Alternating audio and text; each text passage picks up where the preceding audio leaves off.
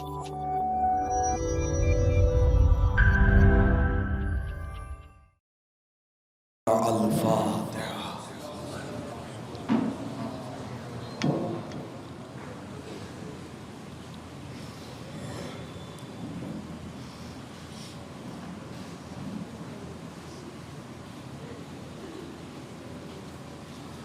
ما شاء اللہ لا حول ولا قوة الا باللہ العلی العظیم۔ اعوذ باللہ من الشیطان اللعین الرجیم، بسم اللہ الرحمن الرحیم۔ الحمدللہ الذی من شرح صدورنا بمحبت رسولہ المصطفیٰ خاتم النبیین، وطہر قلوبنا بولایت ولیہ صالح المومنین، سادات الخلق الاجمعین، ونجوم سماء المعارف والیقین، والصلاة والسلام والتحیۃ والاکرام مولا و مولا ثقلین محبوب رب المشرقین والمغربین، جد الحسن والحسین ابی الزہراء و ابی القاسم محمد، اہل بیت الطیبین الطاہرین المعصومین المظلومین والمنتخبین المنتجبین، ولعنۃ اللہ علی اعدائہم اجمعین، والغاصبین والمنافقین والکافرین والکاذبین والظالمین، من یومنا ھذا الی یوم الدین۔ اما بعد فقد قال اللہ تبارک و تعالی فی کتابہ المبین، واصدق الصادقین وقولہ الحق۔ بسم اللہ الرحمن الرحیم، ویتلو علیہم آیاتہ ویزکیہم ویعلمہم الکتاب والحکمہ، صلوات محمد۔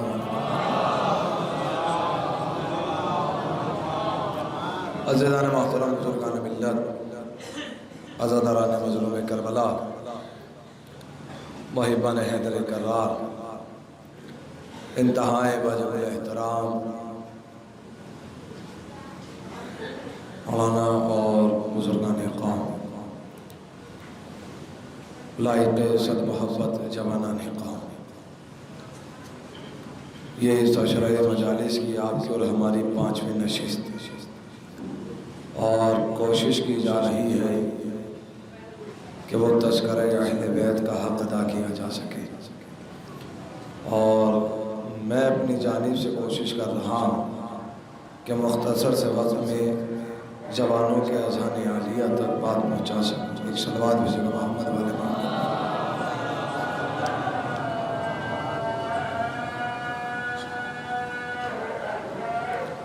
اللہ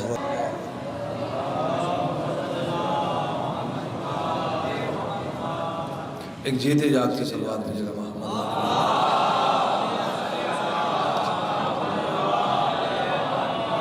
حضور کوشش کی جا رہی ہے کہ ہم اپنی ذمہ داریاں ادا کر سکیں، ہم اپنے اوپر وہ تمام تر باتیں جو ہم پر عائد ہوتی ہیں عزاداری کے متعلق اور ذکر کے متعلق، کوشش کی جا رہی ہے کہ وہ ادا ہو سکیں، اور آغاز گفتگو مسلسل رسالت مآب سے ہو رہا ہے کہ وہ اپنی ذمہ داریوں کا اظہار کر رہے ہیں اور اپنی ذمہ داریوں کو پہنچا رہے ہیں۔ میں نے بیان کیا تھا کہ حضور ایسے ماحول میں ایک نئے دین کا آغاز کرنا کہ جہاں ہر انسان اپنے خدا کو مانے بیٹھا ہے، ہر قبیلے کا ایک نیا مذہب ہے، جہاں بیٹیوں کو زندہ دفن کر دیا جاتا ہے، جہاں ذرا ذرا سی باتوں پہ تلواریں کھینچ لی جاتی ہیں۔ حضور اگر کوئی پوچھے آپ سے کہ رسول کی شجاعت آپ کیسے ثابت کرو گے، اس لیے کہ رسول نے تلوار اٹھائی نہیں، جنگ لڑی نہیں، تو اس کا مطلب یہ ہے کہ ہر لڑنے والا شجاع نہیں ہوتا ہے، کبھی کبھی صلح کرنے والے بھی شجاع ہوتے ہیں۔ اور محسوس کیجئے گا میں جو لفظ کہنا چاہتا ہوں، اگر کوئی پوچھے کہ رسول شجاع تھے، آپ کہیے بے شک تھے، تو ثابت کیسے کرو گے؟ بھائی ان کی شجاعت کی دلیل ہی ہے کہ انہوں نے 360 قبیلوں کے مذہب کو جھوٹا کہہ کر اپنے دین کا اعلان کیا ہے۔ اب اس سے بڑی شجاعت رسالت مآب کی کیا ہو سکتی ہے کہ 360 قبیلے کے خداؤں کو کہا ہے کہ یہ جھوٹے ہیں اور ہمارا دین سچا ہے۔ یہ اسلام تو کہہ دیا جاتا ہے، یہ اس لیے کہہ دیا جاتا ہے کہ حضور 1400 سال سے ہے، جبکہ اس کا تعلق جو ہے وہ خلقت انسانیت سے ہے۔ جب سے حضرت آدم کی خلقت ہوئی ہے تب سے اسلام 1400 سال اس لیے کہہ دیا جاتا ہے کہ جس نبی کی امت میں ہم ہیں، اس نبی پر جب یہ دین آیا ہے تو اس دین کو 1400 سال ہوئے ہیں۔ شریعت میں جو تبدیلیاں ہوئی ہیں، ورنہ حضور اس کی ابتدا حضرت آدم سے ہوئی ہے اور تابہ محشر تک رہے گی۔ بہت میں کوئی تمہید نہیں بنا رہا ہوں اور گزر جاؤں گا۔ حضور ابتداء اسلام حضرت آدم سے ہے اور اس کی تکمیل ہوئی ہے غدیر کے دن۔ اب آپ سمجھ سکتے ہو کہ دین نے کتنا لمبا سفر طے کیا ہے۔ حضرت آدم سے اس کی ابتدا ہوئی ہے اور تکمیل مکمل ہوا ہے غدیر کے دن، یعنی پہلی خلافت سے آغاز ہوا اور آخری خلافت میں مکمل ہوا۔ تو محسوس کیجئے گا، دین کا آغاز خلافت سے ہے اور مکمل خلافت پائے۔ پر پہچانیے حضرت آدم کی جب خلقت کا اعلان کیا، جناب آدم کے بارے میں نہیں پڑھنا ہے، لیکن 2-3 جملے تاکہ بات آگے بڑھ جائے۔ انی جاعل فی الارض خلیفہ، میں روئے زمین پر خلیفہ بنانے والا ہوں۔ تو انتظار ہو رہا ہے یہ جو خالق نے اعلان کیا ہے یہ کب بنے گا، اور جب وقت آیا تو جناب جرائیل کو اللہ نے حکم دیا کہ جاؤ زمین سے مٹی لے کر آؤ۔ جناب جرائیل آئے اور زمین سے 4 طرح کی مٹی لے گئے۔ توجہ، 4 رنگ کی مٹی آسمانوں پر لے گئے۔ آسمانوں پر ایک پتلا تیار کیا گیا اور وہ مدت تک کھڑا رہا، اور پھر حکم دیا کہ جب میں اس میں روح پھونکوں تو سب سجدے میں چلے جانا۔ یہ تمام واقعات آپ کے ذہن میں محفوظ ہیں۔ اور جب اس میں روح پھونکی گئی تو سب سجدے میں گئے الا ابلیس، سوائے شیطان کے۔ عموماً میں نے ہو سکتا ہے پڑھا بھی ہو لیکن پھر پڑھ دے رہا ہوں، سوائے شیطان کے۔ اور جب یہ سجدے میں نہیں گیا تو کہا ابا واستکبر وکانا من الکافرین، تجھے کس بات کا گھمنڈ ہے جبکہ تو تھا ہی کافروں میں سے۔ تو متوجہ رہیے گا، توجہ، سب سجدے میں گئے الا ابلیس۔ اس منظر کو پہچان لیجیے، یہ سجدے میں جانے والے کون ہیں؟ فرشتے۔ اور جو سجدے میں نہیں گیا وہ کون ہے؟ ابلیس۔ رہتا کہاں ہے؟ فرشتوں کی صفوں میں۔ جب حضرت آدم کی خلافت کا اعلان ہو رہا تھا تو فرشتوں نے ایک سوال کیا تھا کہ معبود پھر ایسی مخلوق کو خلق کر رہا ہے جو زمین پہ جا کے خونریزی برپا کرے۔ توجہ، بھائی فرشتے اپنی آنکھوں سے قتل و غارت دیکھ چکے تھے، اس لیے کہ انسانوں سے پہلے زمین پر اللہ نے قبیلہ جن کو خلق کیا۔ پوری توجہ۔ اور قبیلہ جن میں اتنا فساد ہوا، اتنا قتل و غارت ہوا کہ ایک دوسرے کو انہوں نے بہت مارا، قتل کیا، اور اتنا قتل کیا کہ کوئی نہ بچا۔ ہاں ایک جن کا چھوٹا سا بچہ بچا جو اپنی ماں کی آغوش میں ہے اور ماں مر چکی ہے، اور فرشتوں نے جب اس بچے کی طرف دیکھا تو کہا پروردگار عالم اس کی حفاظت کون کرے گا؟ پورا قبیلہ تو مر گیا، اگر تیری اجازت ہو تو اسے آسمانوں پر حرم لے آئے۔ لیجئے حضور، اللہ نے منع بھی کیا کہ جو میں جانتا ہوں وہ آپ نہیں جانتے ہیں، لیکن ان کا اصرار بڑھا کہ اس کی خطا کیا ہے، اسے لانے دیجئے۔ فرشتوں کا اصرار بڑھا تو لانے دیا۔ فرشتوں نے اسے پالا پوسا، تربیت دی۔ پوری توجہ، تربیت کون دے رہے ہیں؟ فرشتے۔ معصوم ہے، کس کی سرپرستی میں ہے؟ فرشتوں کی۔ تعلیم کون دے رہا ہے؟ فرشتے۔ اور سجدہ جس نے چھوڑا ہے یہ وہی بچہ ہے۔ میرے ساتھ رہیے گا، میں جس منزل تک لا رہا ہوں، اس کا مطلب یہ ہے کہ معصوم کے پہلو میں رہنے والا ہر شخص مومن نہیں ہوتا ہے۔ میں نے بہت دبے ہوئے لفظوں میں بات کہی تھی، یہ آپ کے ذہنوں کی ذمہ داری ہے۔ تو حضور اسے پالا پوسا، آسمانوں پہ سب سجدے میں گئے۔ یہ جو سجدے میں جانے والے ہیں یہ کون ہے؟ یہ ہے فرشتے۔ اور جس نے سجدہ نہیں کیا وہ کون ہے؟ وہ ہے جن۔ اور اسے اسی روز ایک لقب ملا ابلیس. عموماً اس کے معنی تو لغوی معنی تو ہے لباس بدلنے والے کو ابلیس کہا جاتا ہے، اور میں نہیں سمجھتا کہ یہاں کوئی لباس نہ بدلتا ہو. تو نعوذ باللہ کیا سب ابلیس ہو گئے؟ نا یہ اس لباس کی بات نہیں کہ جو اپنی فطرت کا لباس بدل دے.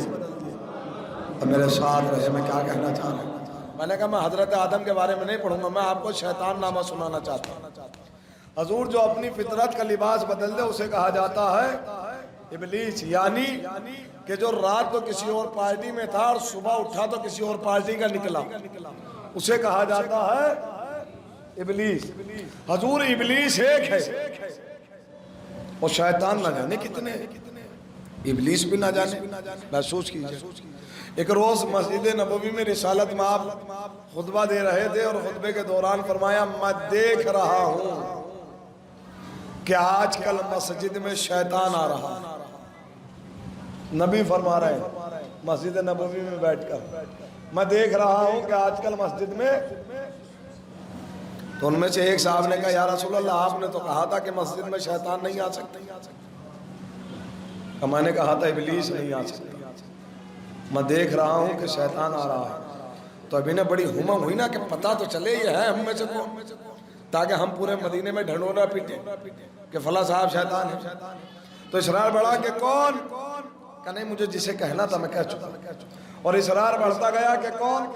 جب اصرار بڑھا تو رسول نے فرمایا ٹھیک ہے، آج مغرب کی نماز میں جو سب سے بعد میں آئے گا اور سب سے پہلا چلا جائے گا وہ شیطان ہوگا. آج مغرب کی نماز میں جو سب سے بعد میں آئے گا اور جو سب سے پہلے چلا جائے گا تو کیا ہوگا. حضور یہ قانون بس اس روز کا تھا. کبھی آپ روز اپنی مسجدوں میں دیکھو کہ بعد میں کون آ رہا ہے اور اچھے خاصے نمازی کو شیطان کہہ بیٹھو، اور ٹھیکرا جو ہے وہ میرے سر پہ پھوڑ دیا جائے کہ مولانا اطہر پڑھ کر گئے تھے. توجہ کیجیے گا، یہ قانون بس اس دن کا ہے کہ آج جو تو حضور یہ جنہیں بہت اتاولے ہیں جاننے کے لیے کہ شیطان کون ہے، توجہ یہ چیک کرنے کے لیے مسجد کے باہر کھڑے رہے کہ سب سے آخر میں کون جائے گا. ایک ایک کر کے سب چلے گا، یہ باہر رہ گئے، یہ سب سے آخر میں گئے. اور یہ چیک کرنے کے لیے کہ سب سے پہلے کون باہر آئے گا خود باہر آ گئے. اب جو وہاں سے نمازی چلے تو سب رسول کے ساتھ کہ یا رسول اللہ یہ تو سب ساتھ آ رہے ہیں، آپ کہہ رہے تو جو پہلے آئے گا. تو رسول مسکرا کے فرمایا تو نے غور ہی کہاں کیا ہے، میری بزم کا سب سے بڑا شیطان تو ہی ہے. پتہ نہیں ذہن آمادہ ہے کہ نہیں. تو محسوس کیجئے گا حضور سب نے سجدہ کیا الا ابلیس، سوائے شیطان کے. میں منزل تک لا رہا ہوں. آج جتنے بھی گناہ مسلمان کرتے ہیں تو کیا کہتے ہیں حضور، انہیں شیطان نے بہکا دیا. کسی نے گالی دی تو شیطان نے بہکا دیا. چوری ہم نے کی تو کہتا ہے شیطان نے بہکا دیا. بڑوں کا احترام ہم نے نہیں کیا، کہہ دیا شیطان نے بہکا دیا. گویا مختصر بات یہ ہے کہ جو ہم کرتے ہیں اور FIR کاٹی جاتی ہے شیطان کے نام کی. یہ ہمارا ایک میتھڈ بن گیا ہے کہ سارا کلیم جو ہے وہ شیطان کے اوپر. چلیے حضور ہم سے پہلے شیطان تھا ہے، اس نے ہمیں بہکا دیا. آپ مجھے ایمان سے بتائیں شیطان سے پہلے تو شیطان نہیں تھا. ارے بھائی ہم سے پہلے شیطان تھا تو ہمیں بہکا دیا. شیطان سے پہلے تو کوئی شیطان نہیں ہے نا، نہیں تو پھر شیطان کو کس نے بہکا دیا. میرے ساتھ رہو، میں جس منزل تک لا رہا ہوں. بھائی ہم سے پہلے شیطان تھا تو ہمیں بہکا دیا. شیطان سے پہلے تو کوئی شیطان نہیں ہے نا، پھر شیطان کو کس نے بہکا دیا. پوری توجہ کہ حضور کسی نے نہیں، پھر یہ بہک کیوں گیا کہ حضور اسے بغض تھا اللہ کے خلیفہ سے، اسے بغض تھا اللہ کے نبی سے، یہ حسد رکھتا تھا اللہ کے جانشین سے، اللہ کے خلیفہ سے. اس کا مطلب یہ ہے کہ بغض وہ بیماری ہے کہ جس میں شیطان بہکانے نہیں آتا بلکہ بڑے سے بڑا نمازی شیطان بن جاتا ہے. بھائی بغض وہ بیماری ہے کہ جس میں شیطان بہکانے نہیں آتا. بلکہ یہی بیماری شیطان بناتی ہے، یہی بیماری نمازی کو شیطان بنا دیتی ہے۔ تو حضور اس سب نے سجدہ کیا اللہ ابلیس سوائے۔ میں پھر کہہ رہا ہوں، یہ سجدہ کرنے والے کون ہیں؟ فرشتے۔ چھوڑنے والا کون ہے؟ شیطان، جن۔ حضور فرشتوں کی خلقت کس چیز سے ہوئی ہے؟ نور سے۔ اور شیطان کی خلقت کس چیز سے ہوئی ہے؟ آگ سے۔ اب یہ منظر کتنا حسین ہے، جتنے نور والے تھے سب سجدے میں گئے، اور جو آگ والا تھا وہ سجدے سے دور رہا۔ اس کا مطلب یہ ہے کہ جہاں نور ہوگا وہاں ہوگی اطاعت۔ تو میرے ساتھ رہیں خدا کے واسطے بھائی، جہاں نور ہوگا وہاں ہوگی اطاعت، اور جہاں آگ ہوگی وہاں ہوگی بغاوت۔ ہم نے تاریخ میں ایک ہی گھر میں دونوں منظر دیکھے۔ گھر ہے فاطمہ کا، نور والے کبھی چکی چلا رہے ہیں، کبھی روٹیاں لے جا رہے ہیں، کبھی سورے لا رہے ہیں، اور اسی دروازے پہ کچھ لوگ آگ لے کے آ رہے ہیں۔ یعنی دونوں نے اپنے سلسلے بتائے کہ اطاعت والے کون تھے اور بغاوت والے کون۔ بھائی سلوات بھیجنا محمد والے محمد کو۔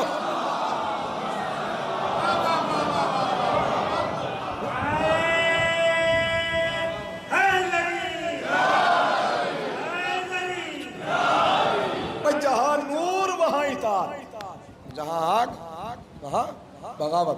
جب اس نے سجدہ چھوڑا ہے تو کیا کہا؟ ابا واستکبرا، تجھے کس بات کا گھمنڈ ہے، کس بات کا تکبر ہے؟ کانا، تھا، من الکافرین، جبکہ تو کافروں میں سے تھا۔ ماضی کا صیغہ ہے بھئی، سجدہ تو اس نے ابھی چھوڑا ہے نا، اس سے پہلے تو پکا نمازی ہے۔ زمین کا کوئی ذرہ نہیں چھوڑا جہاں ابلیس نے سجدہ نہ کیا ہو۔ اپنی عبادتوں کی بیس پہ فرشتوں کی صفوں میں شامل ہوا ہے۔ توجہ ہے؟ تو کہنا تو یہ چاہیے تھا، چونکہ سجدہ بھی چھوڑا ہے تو کہنا تو یہ چاہیے تھا کہ تو کافر ہو گیا۔ کہا کیا جا رہا ہے؟ تو تھا ہی کافروں میں سے۔ کہنا یہ چاہیے کہ تو نے سجدہ چھوڑا ہے تو کافر ہو گیا۔ کہا یہ جا رہا ہے تو تھا ہی۔ تو سوال تو پیدا ہوتا نا کہ معبود جب یہ کافروں میں سے تھا تو نے اسے معصوم کی بزم تک آنے ہی کیوں دیا؟ کہ تاکہ آنے والوں نسلوں کے لیے مقدمہ بن جائے۔ کہ کیسا مقدمہ؟ کہ آیت کا اگلا لفظ پڑھیے، فخروج، نکل جا۔ نکال کے کیا بتانا چاہتا ہے؟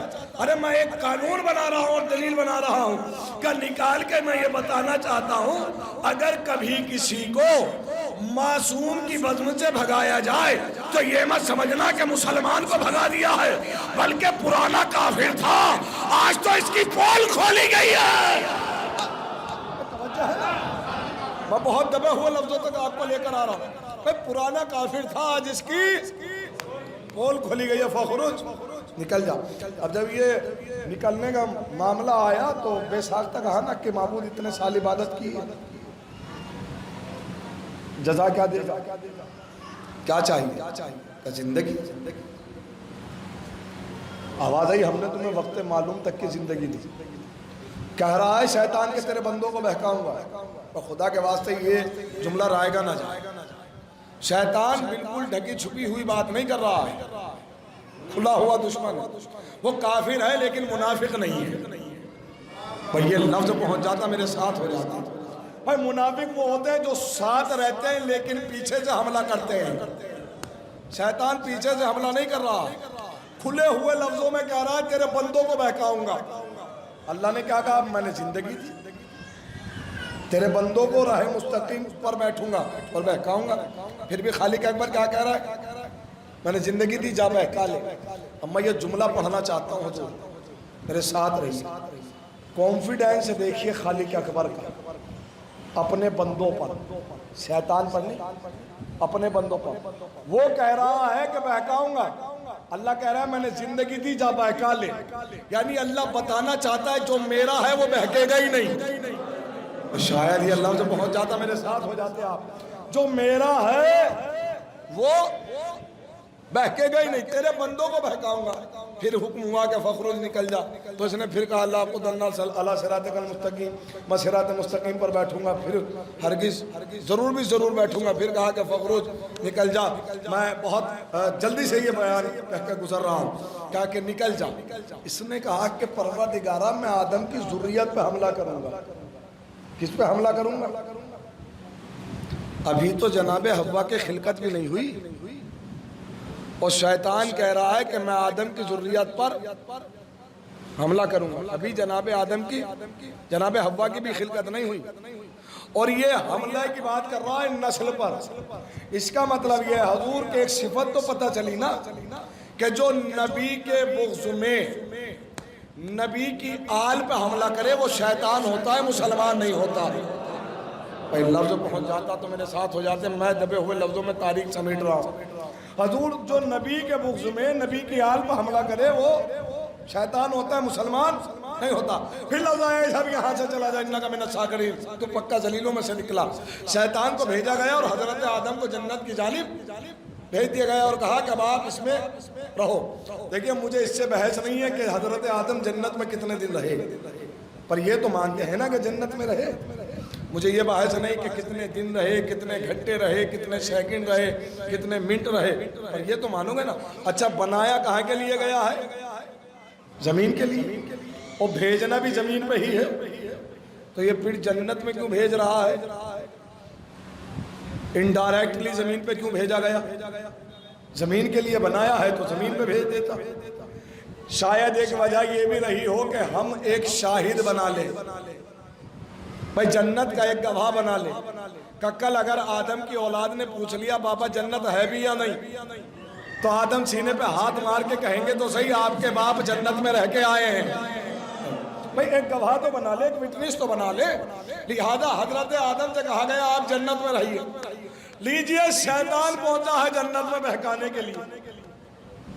اب مجھے اس سے بھی بحث نہیں ہے کہ اس کی سواری کیا تھی، وہ چاہے سانپ کے ذریعے گیا ہو یا مور کے پنجوں میں گیا ہو، سواریوں کا مدعا تو ان کا ہوتا ہے جو اصل پہ بات نہیں کرنا چاہتے۔ بھئی سواریوں پہ تو گفتگو وہ کرتے ہیں جو اپنے مقصد پہ بات نہیں کرنا چاہتے۔ یہی تو خیبر میں ہو رہا تھا، رسول پوچھ رہے تھے کیوں آ رہے، وہ کہہ رہے ہیں حضور سواری خراب ملی ہے، ہم نہیں آتے تھے سواری لے آتی تھی۔ تو حضور اب محسوس کیجئے گا، شیطان پہنچا جنت میں بہکانے کے لیے، اور اس شجر کا، اس درخت کا پھل کھلایا ہے جس کے قریب جانے سے منع کیا تھا۔ جب وہ کھا لیا تو کیا کہا فَاهْبِطُوا مِنْهَا، اب آپ تینوں یہاں سے اتریے۔ فَاهْبِطُوا مِنْهَا، آپ تینوں کون؟ آدم آپ بھی جائیں، حوا آپ بھی جائیں، اور شیطان تو بھی جا۔ کہاں سے؟ جنت سے۔ کہاں سے حضور؟ لیجئے بات مکمل ہوئی۔ شیطان کی دشمنی ہے حضرت آدم سے۔ آدم کا پہلا وطن کیا ہے؟ جنت، جہاں انہوں نے قیام کیا۔ آئے کہاں ہیں وہ؟ زمین پر۔ تو دوسرا وطن کیا ہوا؟ زمین۔ آدم اپنے پہلے وطن سے چلے، ساتھ میں کون چلا؟ شیطان۔ آدم اپنے دوسرے وطن پہ پہنچے، ساتھ میں کون پہنچا؟ شیطان۔ میں لفظ بدل رہا ہوں اگر یہ سناٹا ٹوٹ جائے۔ نبی نے اپنا پہلا وطن چھوڑا، ساتھ میں کس نے چھوڑا؟ شیطان نے۔ نبی اپنے دوسرے وطن میں پہنچے، ساتھ میں کون پہنچا؟ میں لفظ اور آسان کر دوں، آدم نے اپنے پہلے وطن سے ہجرت کی، ساتھ میں کس نے کی؟ آدم نے ہجرت مکمل کی، ساتھ میں کس نے کی؟ شیطان نے۔ آدم کی ہجرت کا کمال یہ رہا کہ نبی نبی رہا، شیطان شیطان رہا۔ بھئی آدم کی ہجرت یہ بتا رہی ہے کہ نبی کے ساتھ ہجرت کرنے سے شیطان مسلمان نہیں بن جاتا۔ ایک سلوات بھیجے گا محمد والے محمد کو۔ یہ لفظ نہیں پہنچا پایا ہوں، یا موضوع اس طرح نہیں ہے جو آپ کے یا جوانوں کے مزاج کا ہو۔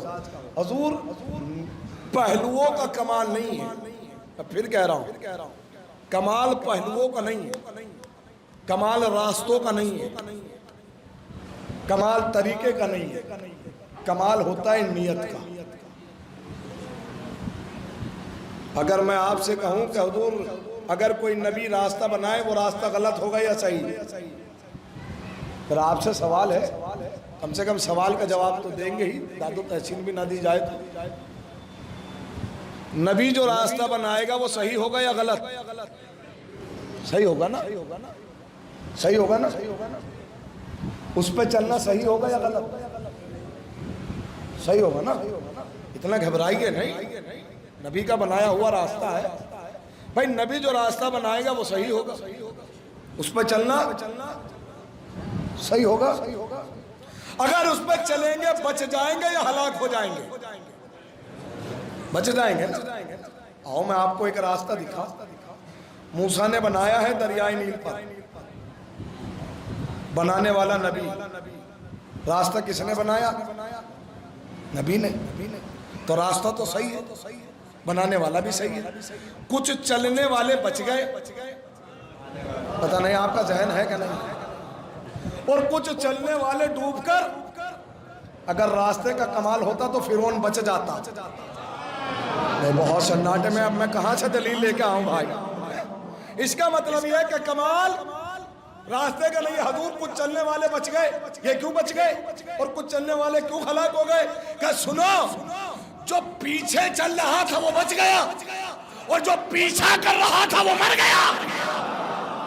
ارے پتہ نہیں آپ کا ذہن ہے کہ نہیں ہے حضور؟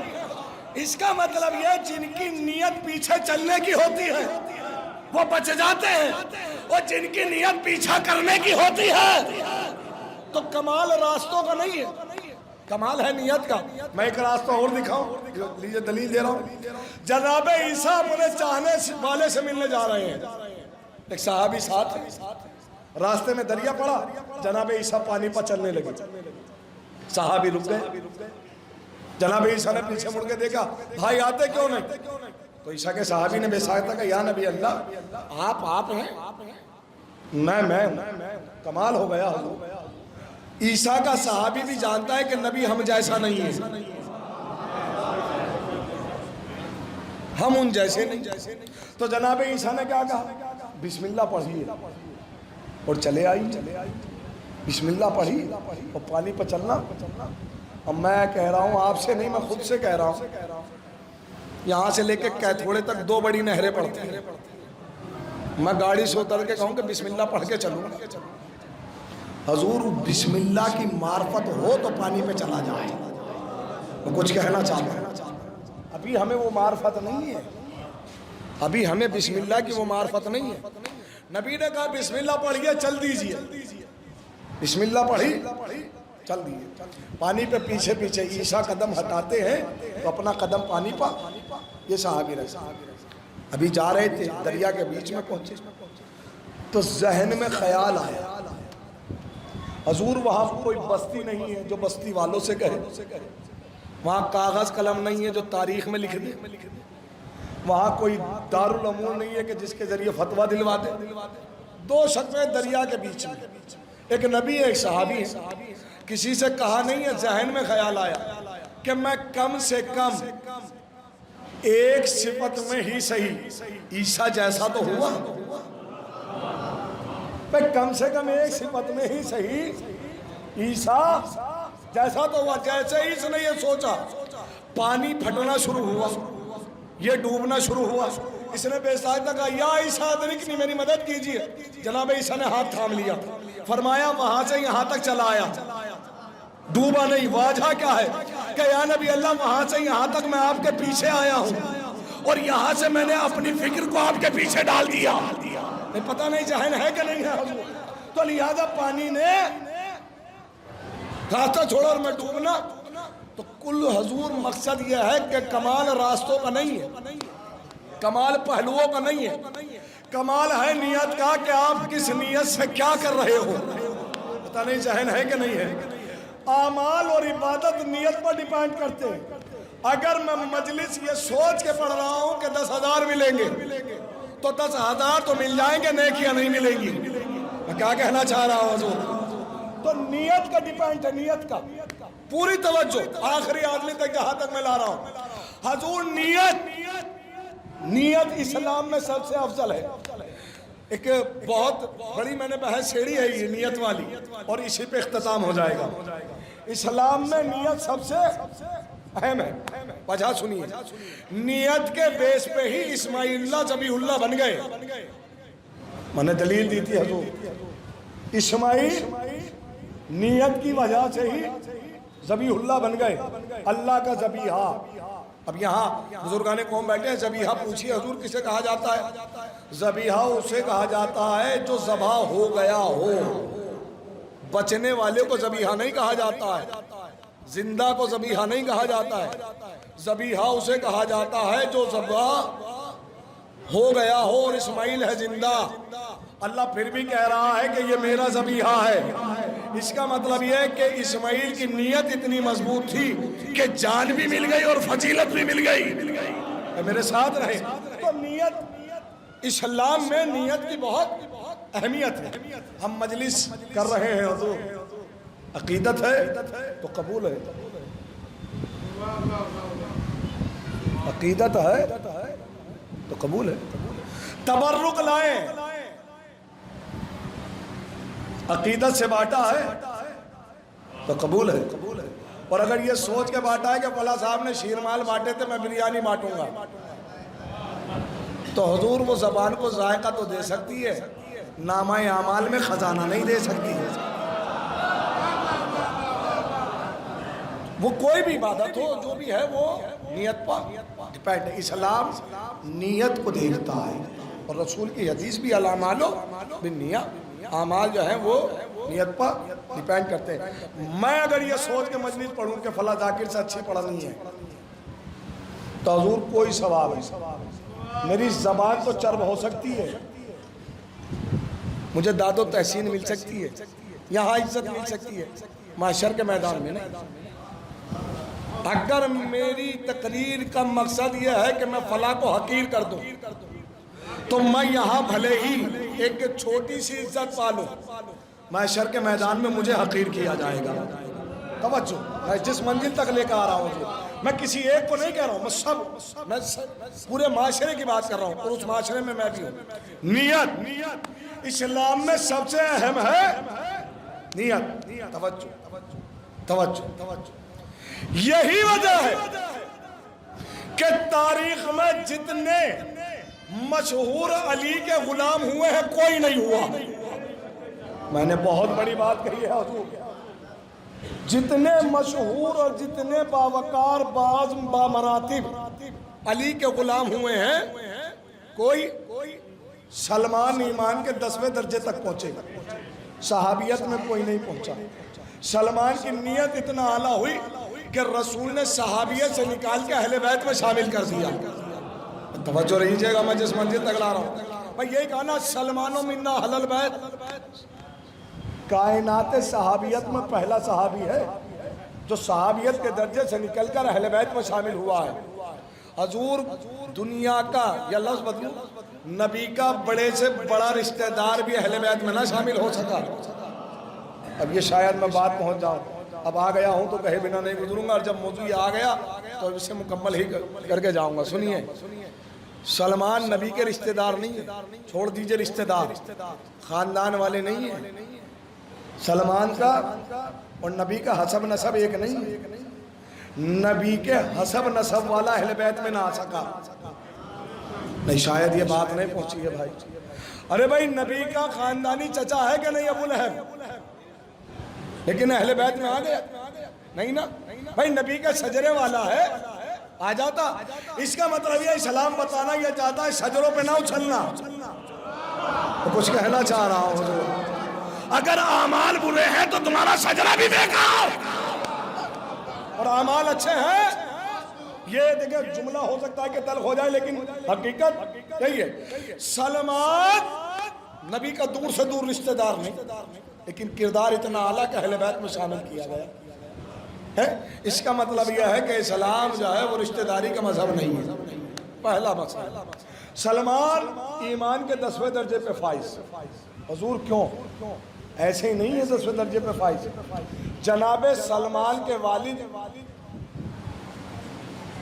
عیسائی دھرم سے تعلق رکھتے تھے، عیسائی مذہب سے، اپنے معبد میں عبادت کرنے کے لیے جاتے تھے. علامہ نوری ایک بہت بڑے عالم دین جنہوں نے ایک کتاب لکھی نفس الرحمان فی فضائل سلمان. آیت اللہ جواد عاملی کے استاد محترم، جواد تبریزی کے استاد محترم، آیت اللہ خمینی کے بھی استاد محترم، آیت اللہ نوری. توجہ، کتاب کا نام ہے نفس الرحمان فی فضائل سلمان. انہوں نے لکھا کہ سلمان کا سن جب 2 برس کا تھا اور اپنے بابا کے ساتھ جب یہ معبد میں گئے عبادت خانے میں، تو عبادت خانے کا پادری بیان کر رہا تھا کہ کچھ وقت کے بعد ایک احمد نامی نبی آئے گا جو مذہب حقہ پر ہوگا، اور ہم پر واجب ہے کہ جب وہ آ جائے تو اس کی اطاعت کریں اور اس کی بیعت کریں. یہ بات جناب سلمان کے دل میں گھر کر گئی. 2 برس کا سن ہے اور 2 برس کے سن سے یہ جستجو کر دی کہ مجھے آخری نبی سے ملنا ہے. ابھی نبی بھی پیدا نہیں ہوئے ہیں. توجہ کیجئے گا، سلمان جو ایمان کے 10ویں درجے پہ فائدے پہچانیے کہ جناب سلمان کی منزلت کیا ہے. تو جستجو کرتی. اب جستجو کے لیے یہ کبھی ابھی کم سنی، عالم کم سنی ہے. توجہ، جناب سلمان کے گھر میں جب قدیمی زمانہ ہوتا تھا اور ہمارے سامنے تک یہ بات رہی، جو بہت اہم کاغذات ہوتے تھے نا، انہیں مکان کی چھت میں لٹکا دیا جاتا تھا تاکہ وہ سیف رہے، وہ گلے نہ، وہ پھٹے نہ، وہ چھوٹے گھر کے چھوٹے جانوروں سے محفوظ رہے، ہے نا، چھتوں میں لٹکایا جاتا تھا. جناب سلمان کی نگاہ ایک کاغذ پر پڑی.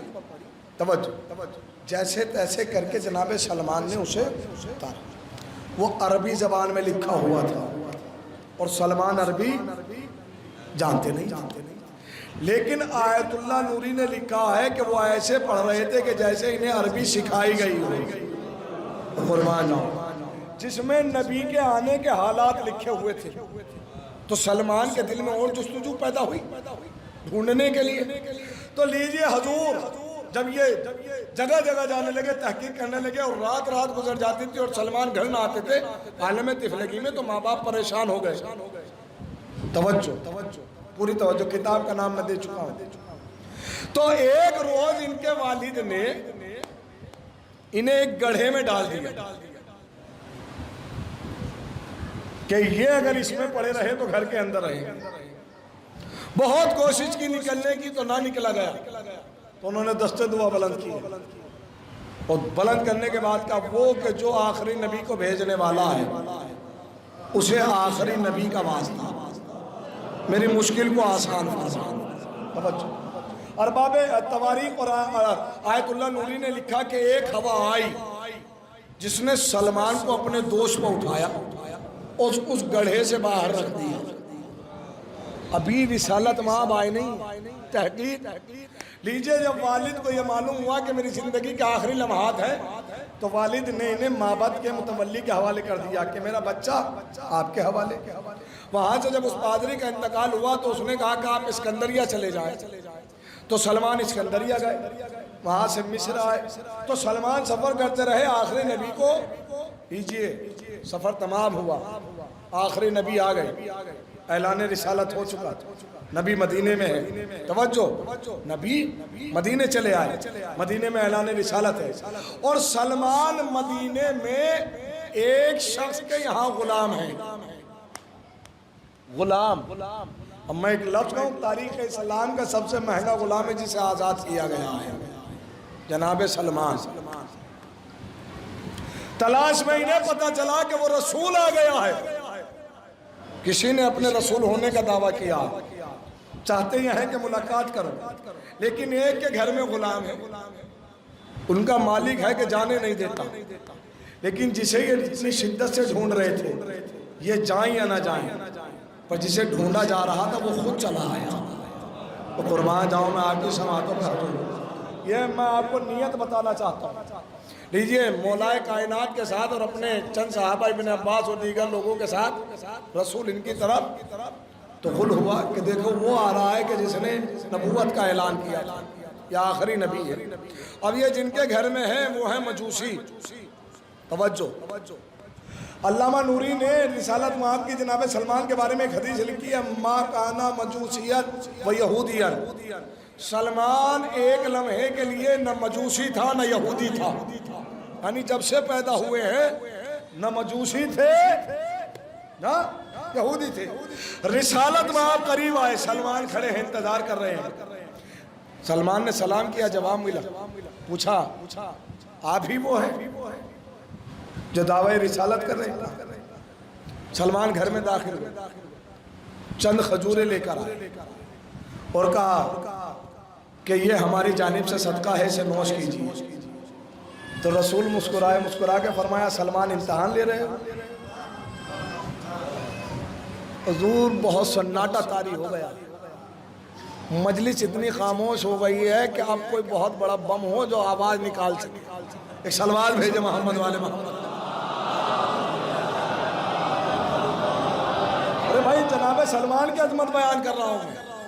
رسول کہہ رہے ہیں کہ سلمان امتحان لے رہے ہو، کیا تمہیں معلوم نہیں ہے کہ ہم پر صدقہ حرام ہے؟ کہ میں یہی دیکھنا چاہتا تھا یا نبی اللہ، میں آپ کو مدت سے ڈھونڈ رہا ہوں۔ تو رسول نے کہا اسی لیے تو ہم تیرے پاس آئے ہیں، میں قربان جاؤں، اسی لیے تو ہم تیرے پاس آئے ہیں۔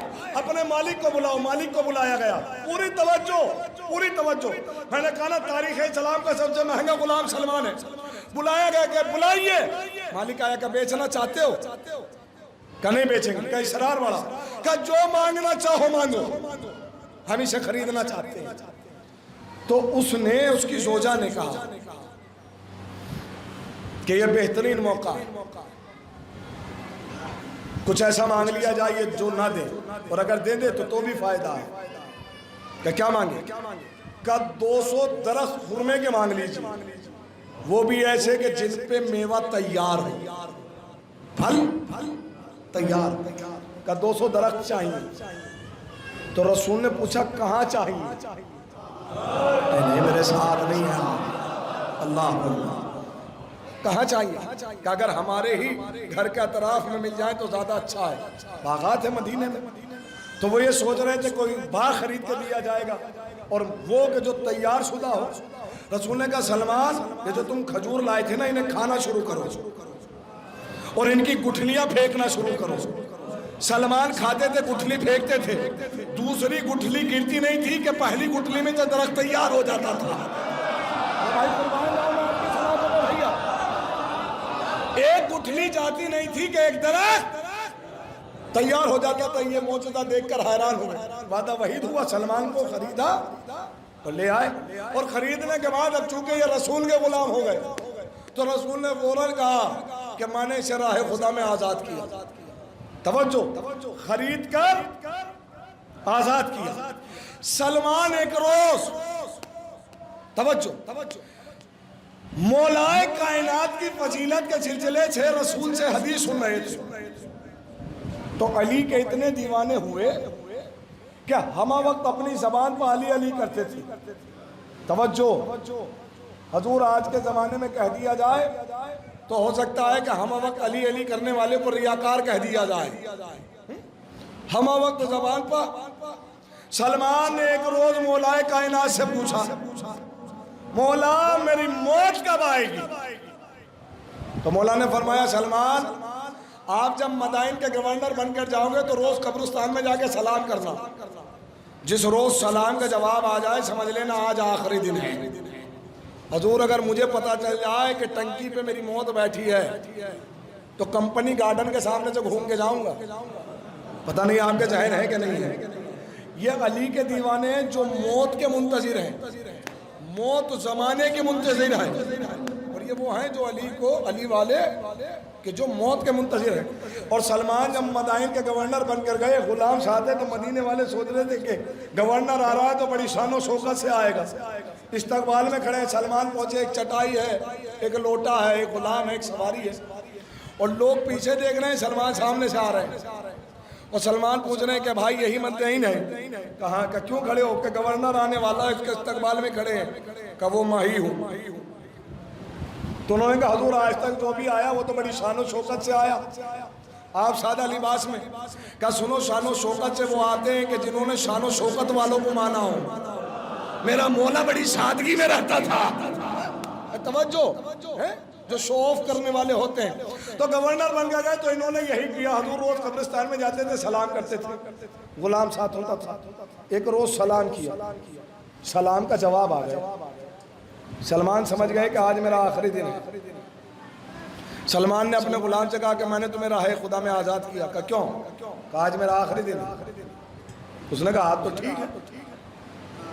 کہ میرے مولا نے فرمایا تھا جس روز سلام کا جواب آ جائے، سمجھنا. تو غلام نے کہا آقا آزاد تو کیا ہے، تو کیا میں آپ کے غسل و کفن کا اہتمام کروں، نماز جنازہ کا اہتمام کروں؟ سلمان نے کہا نہیں، بالکل نہیں. کہا کیوں؟ کہا میرا مولا آئے گا. کہ سلمان آپ مدائن میں ہو، مدینے میں نہیں ہو. کہ وہ یہاں کیسے آئیں گے؟ کہ تجھے شک ہے جو نبی کے بلانے میں ایک لمحے میں خیبر جا سکتا ہے؟ اور بہت سناٹے پہ ہیں حضور آپ خدا. میرا مولا آئے گا، مجھے غسل کفن. میں نے کتاب کا حوالہ دیا ہے نفذ الرحمان فی فضائل سلمان، اور اسی پہ بات تمام ہو جائے گی. اور یہ آخری بات اور یہی رکھتے مسائل. لیجیے حضور، سلمان کا آخری لمحات آئے اور سلمان چلے گئے. اب یہ جو روایت انہوں نے لکھی ہے وہ میں بیان کر رہا ہوں. حضور غسل میت کسے دیا جاتا ہے؟ اور میں یہ سمجھتا ہوں اس سے ایزی سوال تو دنیا میں کوئی ہو ہی نہیں سکتا. غسل میت کسے دیا جاتا ہے؟ میت کو دیا جاتا ہے. اور اگر میت زندہ ہو جائے تو غسل میت باطل ہو جاتا ہے. توجہ ہے نا؟ اگر میت زندہ ہو جائے تو غسل میت. لیجیے مولائے کائنات تشریف لائے ہیں، پوری توجہ. نفذ الرحمان علامہ نوری لکھتے ہیں کہ مولائے کائنات نے غسل دینا شروع کیا تو سلمان نے اپنی آنکھیں کھولی. اب حضور اگر کوئی یہ سوچ رہا ہو کہ مولانا یہ کیسی بات پڑھ رہے ہیں تو اس کی بھی دلیل دوں گا کہ کیسی پڑھ رہے ہیں. سنیے گا، یہ تو سلمان ہے جو 10ویں درجے پہ فائز ہے. یہ سلمان ہے جو ایمان کے، ہم نے علی کے ایسے غلاموں کو بھی دیکھا ہے جو زمین پر بیٹھ کر جنت بیچ رہے ہیں.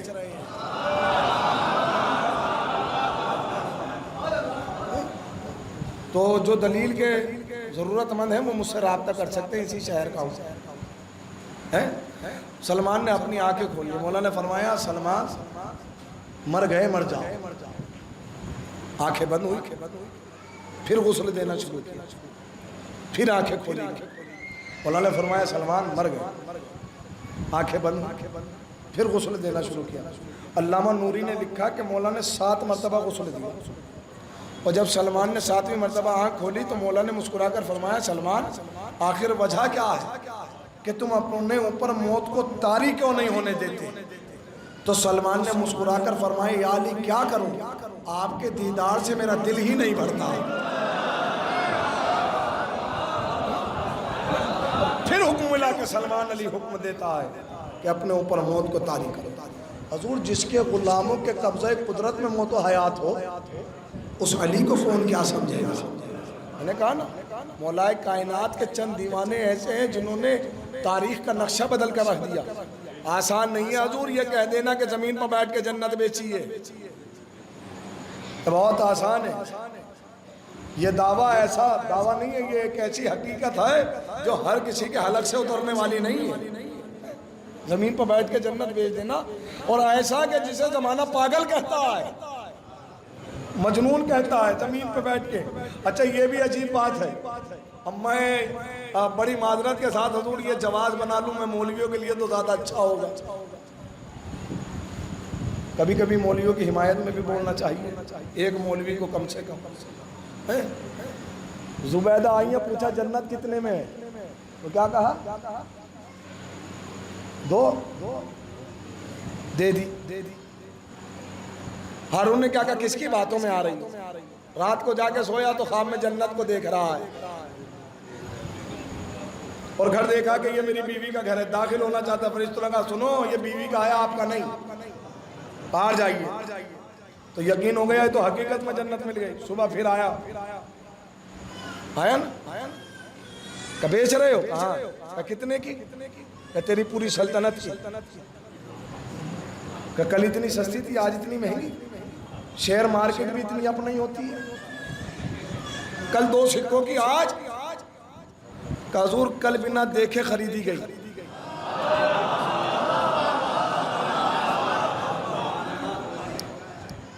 بند ہو گیا نا. حضور میں معاشرے کی ایک بہت بڑی بیماری کے لیے یہ لفظ کہنے جا رہا ہوں, اور بڑی معذرت کے ساتھ. دل دکھ رہا ہے تو کہہ رہا ہوں. اچھا باہر نہیں جائے گی تو اور زیادہ اچھا. لیجیے کتنے کی؟ کہ کل بنا دیکھے خریدی گئی. غیب پہ یقین کیا تو سستے میں مل گئی. اس کا مطلب یہ جنت ان کے لیے سستی ہے جن کا غیب پر ایمان ہے. شاید میرے ساتھ رہے. آج تم دیکھ کر آئے ہو تو مہنگی. اس کا مطلب یہ ہے کہ جب چیز دکھا کر بکتی ہے تو مہنگی بکتی ہے, اور جب بنا دیکھے لی جائے. میں ایک چیز کہنا چاہتا ہوں بھائی, یہ مجھے پڑھنا ہے اور یہ ایک کڑوی بات ہے کہے جا رہا ہوں. عموماً ایسا نہیں ہوتا تھا اب سے 5 یا 10 سال پہلے کہ اگر کوئی ذاکر امام حسین کسی عزا خانے میں ذکر کرنے کے لیے آ گیا ہے تو اس کا احترام کیا جاتا تھا. یہ نہیں کیا جاتا تھا کہ یہ کیسی مجلس پڑھ رہا ہے. اگر کہہ دیتے تھے تو بس اتنا کہہ دیتے تھے کہ بھائی ایسے نہیں پڑھ رہے جیسا ہم چاہتے ہیں, لیکن واپس نہیں کیا جاتا تھا. اب معاملہ اتنا آ گیا کہ اگر مجلس اپنی سمجھ میں نہیں آئی تو حضور واپس کر دیجیے. آپ سمجھ رہے ہیں, آپ نے اپنے ذائقے کے لیے عالم کی عزت نفس کے ساتھ کھیلا ہے. میں کچھ کہنا چاہ رہا ہوں, میرے ساتھ رہو بھائی. اور یہ اسی سال ہمارے سادات بارہ کے 4 بستیوں میں ہوا ہے. نام نہیں لینا چاہتا ہوں. یہیں سے 4 بستیوں سے. آپ ایک بات بتائیے, ایک طالب علم اپنے گھر سے چلا ہے اپنے ماں باپ سے کہہ کے کہ امام حسین کا ذکر کرنے جا رہا ہوں, تو ماں نے بڑی خوشی خوشی رخصت کیا داد و تحسین کے ساتھ, اور باپ نے 4 آدمیوں میں بیٹھ کے سینے پہ ہاتھ مار کے کہا ہے کہ میرا بیٹا بھی صلاحیت ہو گیا ہے کہ وہ ذاکر امام حسین بن گیا. کتنی محبتیں جڑ گئی, کتنی عزتیں جڑ گئی. آپ نے 2 منٹ میں کہہ دیا مولوی صاحب بیگ اٹھائیے اور جائیے. یہ بات بہت کڑوی ہے حضور. آپ کے پاس پورا سال ہے اپنے مزاج کا خطیب بلانے کے لیے. پورا سال ڈھونڈیے کہ بلانا کسے ہے. پورا سال ہے کہ نہیں؟ پورا سال ڈھونڈیے, آپ اپنے مزاج کا ڈھونڈیے. ارے بھائی وہ آ کر دین کی تبدیلیاں تو نہیں کر رہا ہے, پھر واپس کیوں کیا جا رہا ہے؟ یعنی ہمارے مزاج کا نہیں. اور ہمارے ذائقے کے لیے حضور میں بتا نہیں سکتا ان افراد کو کہ جنہیں واپس کیا گیا ہے وہ شرم کے مارے ابھی تک اپنے گھر بھی نہیں پہنچے ہیں.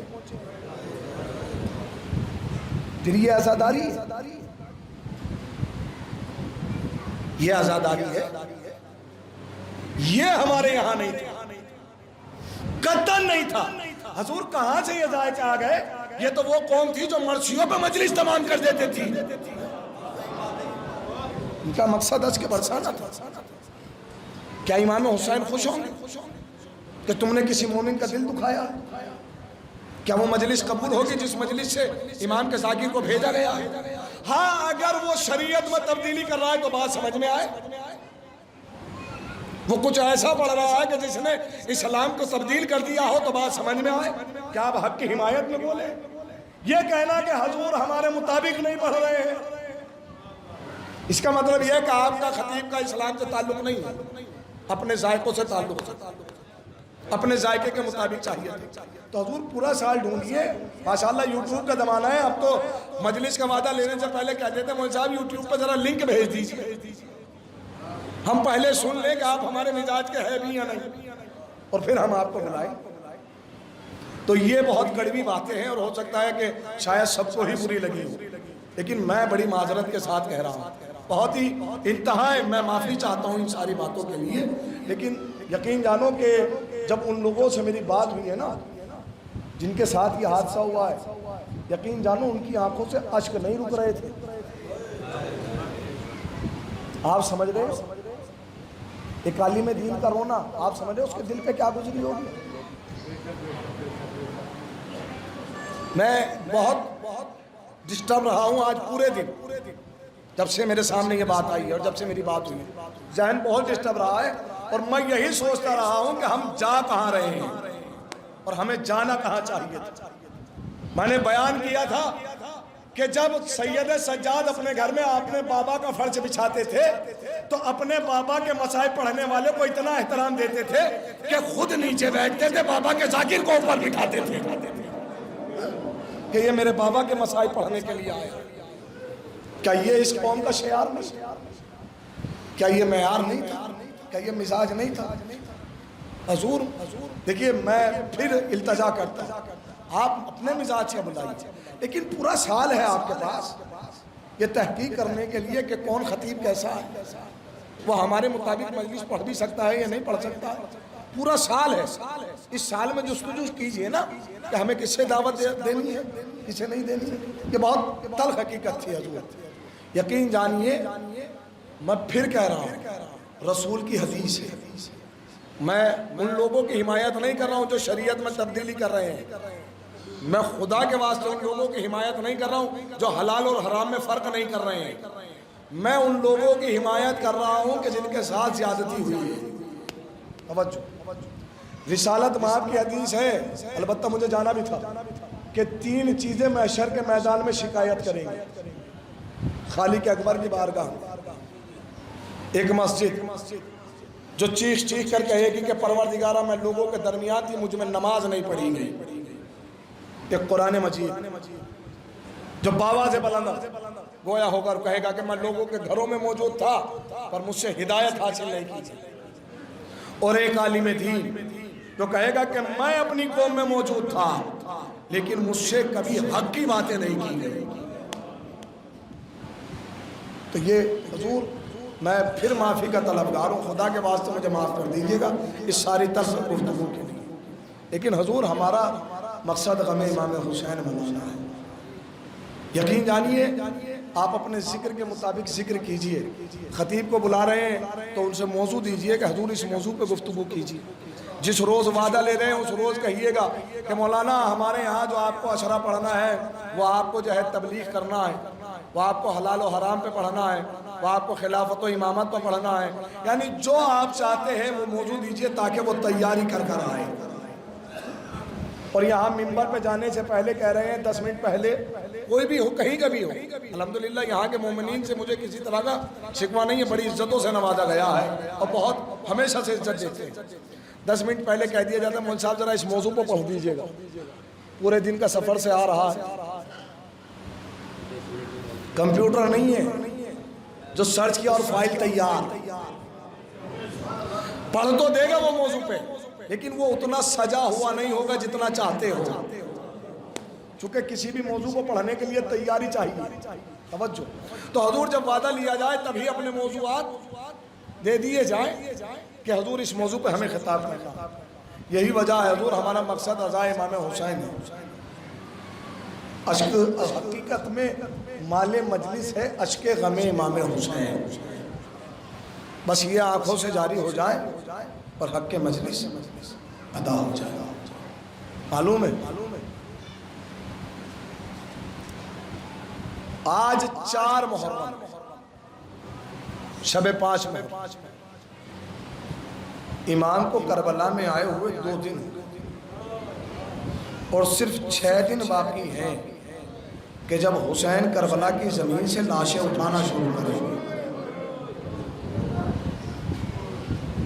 لاشوں پہ لاشیں. یہ جتنے بھی انصار میدان کربلا میں آئے ہیں نا، ان میں سے امام نے کسی کو خط بھیج کے نہیں بلایا، لیکن ایک ذات ہے جسے امام نے خط بھیج کے بلایا. وہ کوئی اور نہیں، وہ ہے حبیب ابن مظاہر. جب خط حبیب ابن مظاہر کے پاس پہنچا ہے نا اور حبیب ابن مظاہر نے خط پڑھا ہے اور امام کا سلام دیکھا کہ حبیب نرغہ آدم میں گھرا ہوا، آنے میں ذرا جلدی کرنا۔ اور حبیب میں تنہا نہیں آیا تھا، شیطانیوں کو ساتھ لایا، حبیب تھوڑا جلدی کرنا۔ حبیب کی زوجہ نے پوچھا نا کہ کس کا خط ہے؟ تو کہا میرے آقا حسین کا خط ہے۔ کہا کیا لکھا ہے؟ کہا مدد کے لیے بلایا ہے، نرغہ آدم میں گھرے ہیں۔ تو زوجہ نے پوچھا نا کہ حبیب کیا ارادہ ہے؟ کہا اگر میں گیا تو زندہ پلٹ کے نہیں آؤں گا، میرا ارادہ یہ ہے کہ میں نہ جاؤں، اس لیے کہ میرے چھوٹے چھوٹے بچے بھی ہیں۔ تو حبیب کی زوجہ نے کہا حبیب تمہیں اپنے بچوں کا خیال آ رہا ہے، وہاں حسین کی اولاد نرغہ آدم ہے۔ اللہ اکبر، خدا کوئی غم نہ دے سوائے مظلوم کر۔ وہاں حسین کی اولاد نرغہ آدم میں گھری ہوئی ہے، نرغہ آدم میں گھری ہوئی۔ لیجئے حبیب نے کہا کہ میں آپ کا امتحان لے رہا تھا، سواری تیار کی اور حبیب میدان کربلا میں جا پہنچے۔ اور جس وقت حبیب کو آتا دیکھا امام نے فرمایا عباس میرا دوست آ رہا ہے، حبیب آ رہا ہے۔ کربلا کے تمام تر شہیدوں میں سب سے ضعیف شہید حبیب ابن مظاہر ہے۔ محسوس کیجیے جب خیموں میں یہ خبر پہنچی کہ حسین کے بچپن کے دوست حبیب ابن مظاہر آئے ہیں تو جناب زینب نے کہا فضا ہمارے بھائی کے دوست حبیب ابن مظاہر کو زینب کا سلام کہہ دینا۔ اور جب فضا نے جا کر کہا ہے کہ آپ کو علی کی بیٹی نے سلام بھیجا ہے تو حبیب تڑپ گئے، کہا کہ آقا زادیاں اتنی غریب ہو گئی۔ اللہ اکبر، جزاک الزہرا، خدا کوئی غم نہ دے سوائے مظلوم کربلا کے، کہ آقا زادیاں اتنی غریب ہو گئی کہ وہ سلام ہے۔ جب ملاقات ہوئی امام کی، امام نے فرمایا حبیب ہم کربلا میں پہلے آئے تھے، ہمارا پانی پہ حق تھا، لیکن ہمارے خیمے ہٹائے گئے اور علقمہ سے اتنی دور نصب کیے گئے کہ ٹھنڈی ہوائیں بھی ہمارے خیموں تک نہیں جاتی ہیں۔ حبیب یہی میدان ہوگا جہاں ہمارے لاشیں پڑے ہوں گے، حبیب یہ وہ مقام ہوگا جہاں کڑیل جوان ہوگا، حبیب یہ وہ مقام ہوگا جہاں قاسم کے لاشیں کے ٹکڑے ہوں گے، حبیب یہ وہ مقام ہے جہاں میرے عباس کے بھائی جیسے کہ کٹے ہوئے بازو ہوں گے، حبیب یہ وہ مقام ہوگا جہاں ششماہے کے گلے پہ تیر لگے گا۔ سنیں گے عزادار و ارباب مقاتل کہتے ہیں کہ امام نے اتنی مصیبتیں کسی سے بیان نہیں کی جتنا حبیب ابن مظاہر سے بیان کی ہے۔ ارباب مقاتل بہت جلدی مسائل پڑھ رہا ہوں، مجلس تمام کر رہا ہوں۔ ارباب مقاتل کہتے ہیں کہ جب حبیب اور ان کی اجازت لے کر گئے اور حملے پہ حملے کرتے گئے تو لشکر بھاگنے لگا، لیکن ایک لعین ایسا ہے کہ جس کے ہاتھ میں نیزہ ہے اس نے حبیب کی پشت پر نیزہ مارا ہے اور نیزہ جسم کے آر پار ہو گیا، حبیب ججین پہ حملہ نہ گیا، آواز دی السلام علیکہ یا ابا عبداللہ۔ اللہ اکبر، جب آخری سلام آیا تو حسین تڑپ گئے کہ عباس ذرا جلدی کرو، میرا حبیب میدان کربلا میں زمین پہ آ رہا۔ لعین نے جس وقت نیزہ کھینچا ہے نا تو حبیب تڑپ گئے اور کہا کہ آقا ذرا جلدی کیجئے گا۔ میں بس آخری جملہ پڑھ رہا ہوں عزاداروں، بہت دیر مصائب نہیں پڑھنا، مجلس تمام ہو چکی ہے۔ حضور جس وقت امام حسین حبیب کے قریب پہنچے ہیں نا اور حبیب کا زخم دیکھا تو امام نے اپنا ہاتھ حبیب کے زخم پر رکھ لیا، حبیب تڑپنے لگا۔ یہ میں بڑا نفسیاتی جملہ پڑھنے جا رہا ہوں، اپنا ہاتھ حبیب کے زخم پر رکھ لیا، حبیب تڑپنے لگے۔ امام نے پوچھا حبیب کیا بہت اذیت ہو رہی ہے؟ حبیب نے کہا نہیں میرے آقا بہت اذیت نہیں۔ پھر یہ تڑپنے کی وجہ کیا، کرانے کی وجہ کیا؟ کہ مولا آپ نے مجھے کربلا کے مسائل بیان کیے تھے، مجھے بتایا تھا کہ کس کا لاشا کہاں ہوگا، کون کیسے مارا جائے گا۔ آقا میرا زخم دیکھ کر آپ کی آنکھوں میں آنسو آ گئے، میں یہ سوچ رہا ہوں کہ جب کڑیل جوان کے گلے جب میں برچھی کا بال لگے حسین تڑپ گئے، حبیب ارے ابھی تو میرے ساتھ عباس ہے، وہ منظر وہ ہوگا جب حسین تنہا کڑیل جوان کے گلے جیسے برچھی کا بال نکالے گا۔ حبیب یہ سن کر رخصت ہو گئے خیمے میں، انا للہ و انا الیہ راجعون، رضم بقضائہ و تسلیم لامرہ۔